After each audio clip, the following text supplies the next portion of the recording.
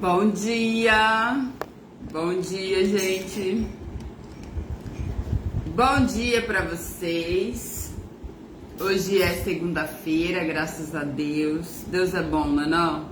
Nós estamos em plena segunda-feira, dia 22 de setembro. Tá chegando o Natal!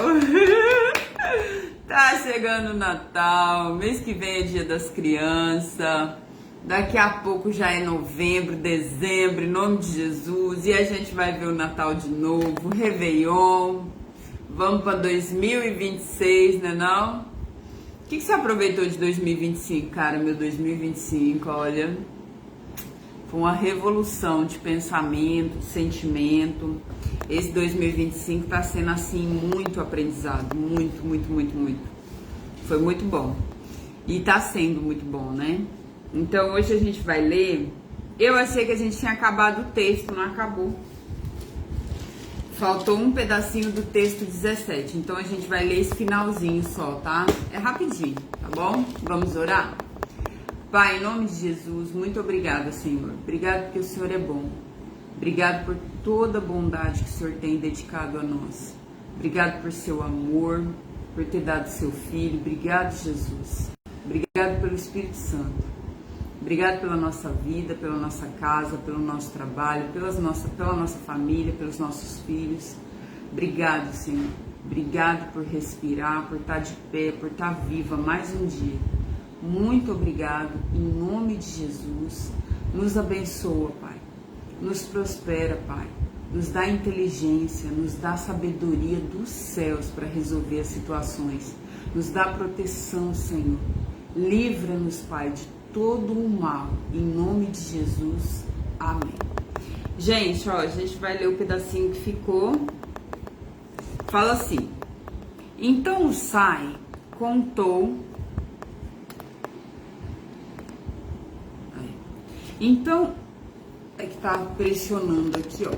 Tá pressionando o meu celular a tecla de. A tecla do som.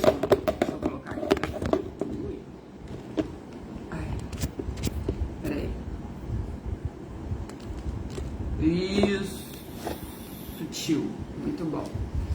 Ó, então o Sai é conselheiro de Davi, que está infiltrado lá no clã lá do Absalão.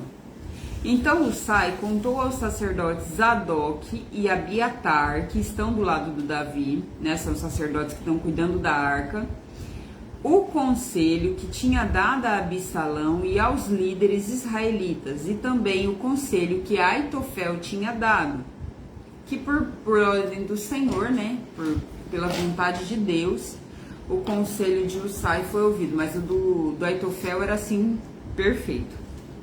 E disse: agora mandem depressa uma mensagem a Davi, dizendo a ele que não passem a noite nos caminhos do deserto, que Davi atravesse o rio Jordão imediatamente, para que ele e seus homens não sejam todos destruídos.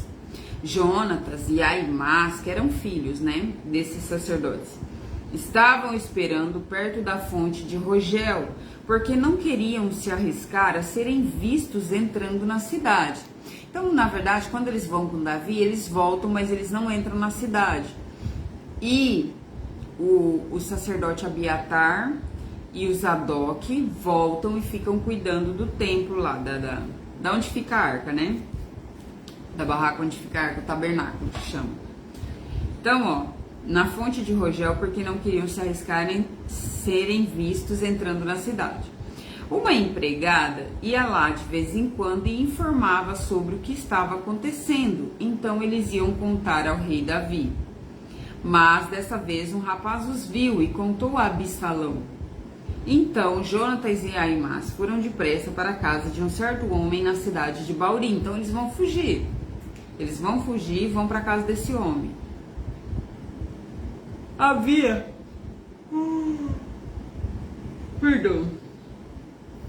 um poço perto da casa desse homem, né? E eles entraram dentro. A esposa do homem pegou uma coberta, estendeu sobre a boca do poço, fechou o poço em cima, espalhou cereais socados para que ninguém pudesse perceber nada, como se aquilo ali estivesse ali há um bom tempo. Os oficiais de Absalão, chegando lá, e perguntaram à mulher, chegam lá e perguntam à mulher, onde estão Aimás e Jonatas? E ela diz, eles atravessaram o rio. Aí os homens os procuraram, mas não conseguiram achar, então voltaram para Jerusalém. Os homens do Absalão voltam para Jerusalém.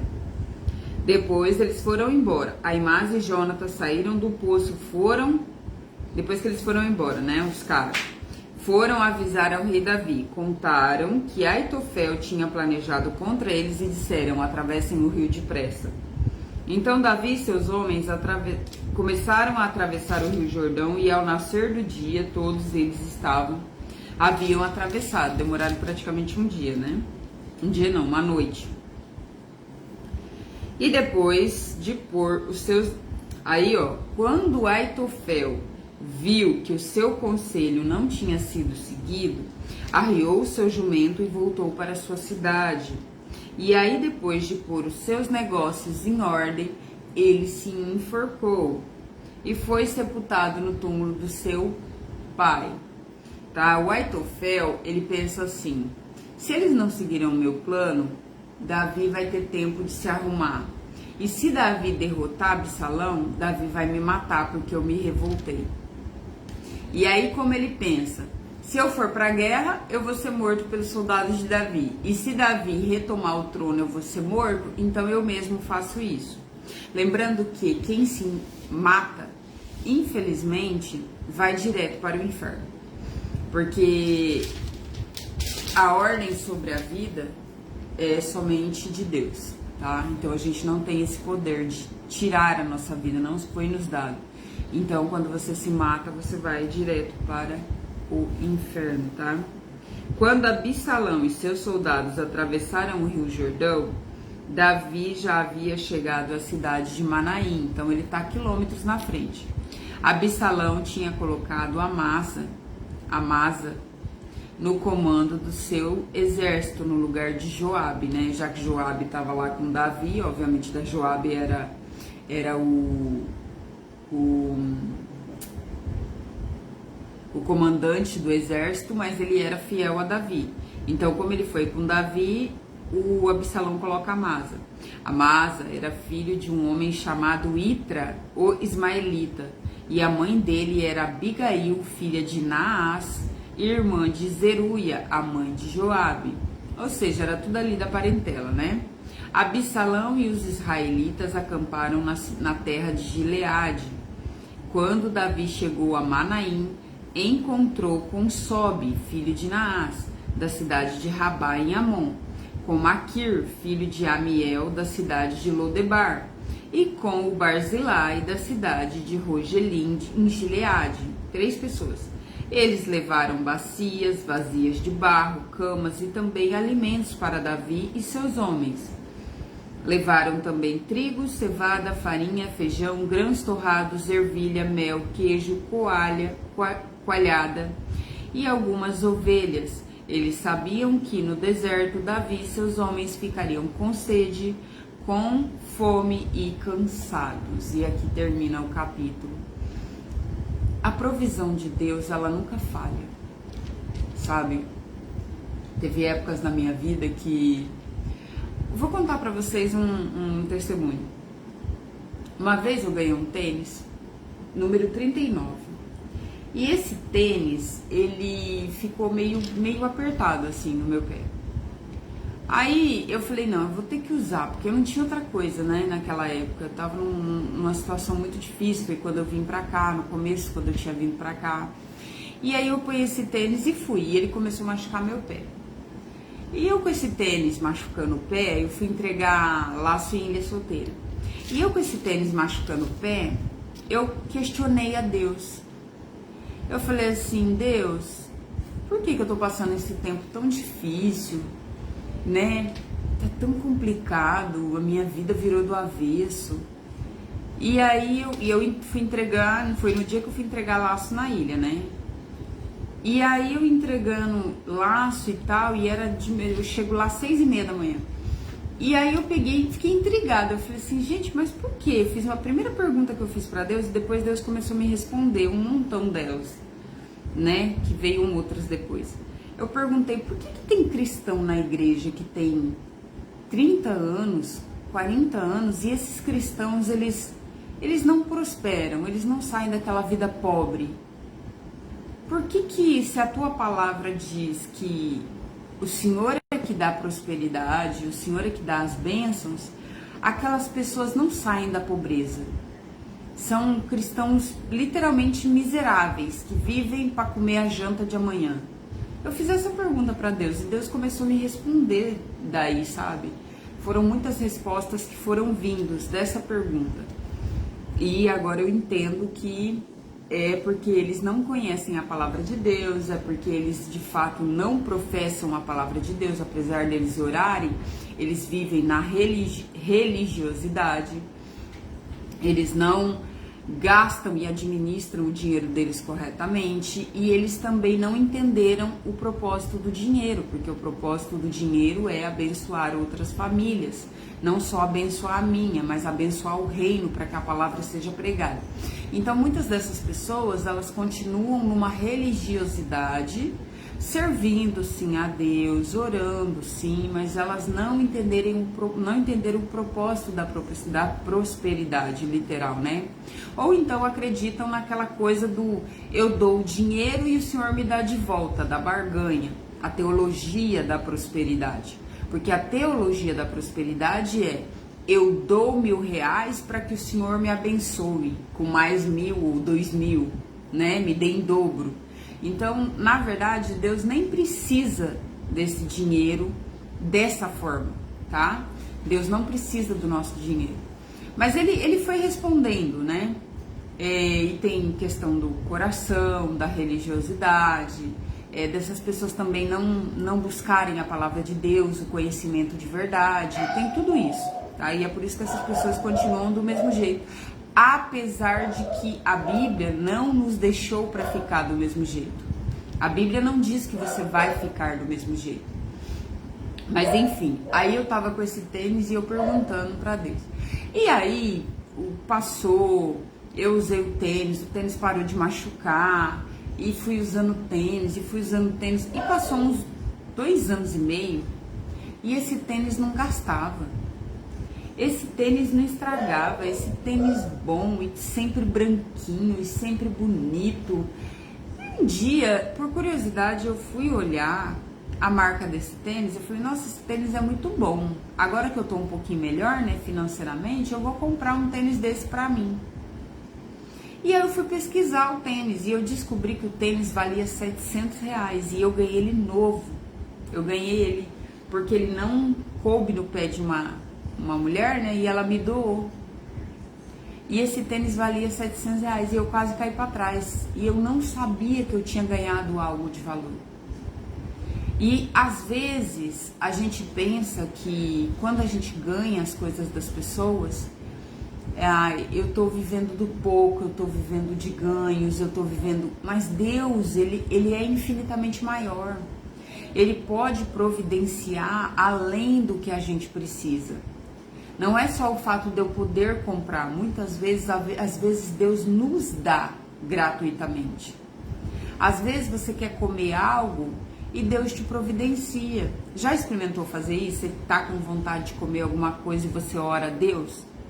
Deus, eu gostaria de comer tal coisa. Alguém me dê dinheiro para fazer.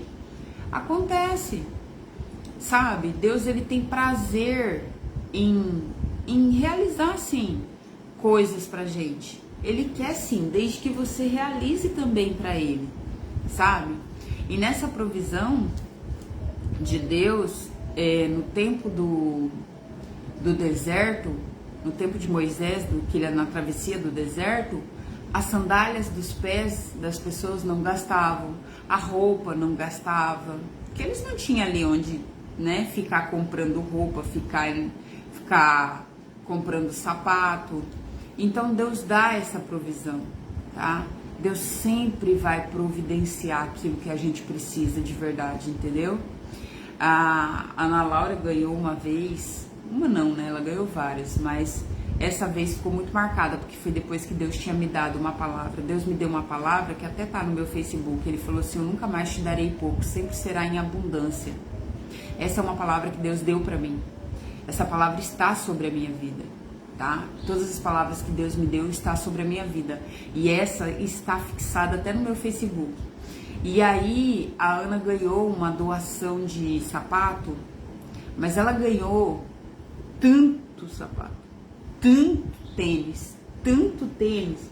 E aí Deus tocou no coração da pessoa, que a pessoa foi lá e comprou um tênis novo pra ela, comprou um chinelo novo pra ela, comprou, e isso sem saber quem era eu, comprou um perfume, um batom pra ela. Deus tocou no coração da mulher, que a mulher que deu a doação, ela se incomodou e ela foi lá e comprou novo. Além dos tênis que a Ana ganhou um tênis novo, ganhou um chinelo novo e ainda ganhou um batom e um perfume novo, sabe? E ainda veio um bilhetinho que Deus estava providenciando, que Deus estava cuidando, sabe? Que a mulher escreveu, porque Deus tocou no coração dela. Outra vez o Davi ganhou um tênis de uma cliente minha, seminovo, maravilhoso, um sapatênis.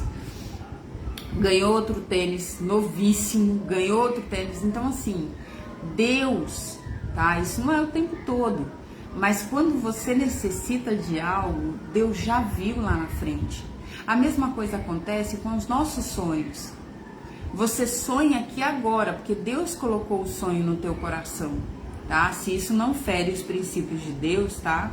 Deus colocou esse sonho no teu coração, mas Ele já providenciou lá atrás. Ele já está trabalhando nisso lá atrás. Quando Deus coloca algo na mente da gente, no coração da gente, Ele já está trabalhando lá atrás. Ah, significa que todos os nossos sonhos vão se realizar? Se for para a glória de Deus, sim, tá? Todo sonho tem o propósito de glorificar a Deus. Tudo na nossa vida tem que ter o propósito de glorificar a Deus. Por isso que Ele fala que nós pedimos e pedimos mal, porque não sabemos pedir. Porque quando você pedir o teu propósito, o teu sonho, alinha com aquilo que Deus quer. Aí tem a chance de acontecer melhor e maior e mais rápido, entendeu? Então que as nossas orações, elas sejam baseadas na palavra, naquilo que Deus já disse ao nosso respeito. Porque aí você consegue dizer para Deus: Senhor, o Senhor falou, o Senhor disse assim, assim, assim. O Senhor disse isso a meu respeito, o Senhor falou aquilo.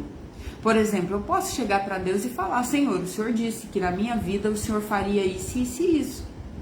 Porque Ele disse. E Ele não vai contra a palavra dele. Na Bíblia está escrito que Ele não vai contra aquilo que Ele disse. Pelo contrário, Ele trabalha para acontecer aquilo que Ele disse que aconteceria. Pegou? Deus abençoe vocês. Bom dia, tá? Em nome de Jesus, e fica com Deus, hein? Tchau.